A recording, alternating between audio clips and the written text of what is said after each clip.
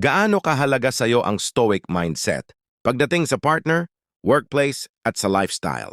Sa babae, kapag may stoic mindset ka, hindi ka basta nadadala ng emosyon, hindi ka clingy, hindi ka overreacting, hindi ka insecure.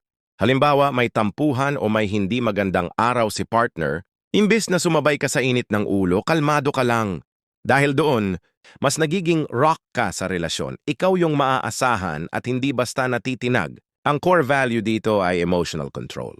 Kung kalmado ka, mas narerespeto ka, at mas lalong na-attract sa'yo kasi alam niyang hindi ka madaling mabuwag. Sa workplace, sa trabaho, stoic mindset ang nagiging shield mo laban sa stress, toxic na tao, o pressure ng deadlines. Hindi ka basta napapraning o napapangunahan ng kaba. Imbes, nakikita mo ang problema bilang challenge na kailangan ng solusyon. Ang core value dito ay resilience. Yung taong may stoic mindset sa workplace ay nagiging leader kasi hindi lang siya basta sumusuko, kaya niyang mag-isip ng malinaw kahit under pressure.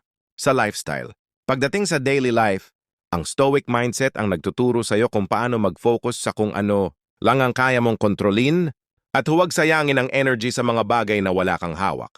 Halimbawa, traffic sa EDSA, hindi mo makokontrol yun, pero makokontrol mo kung paano ka magre-react. Pwede kang mainis buong araw o pwede mong gamitin yung oras para makinig ng audiobook o podcast. Ang core value dito ay discipline.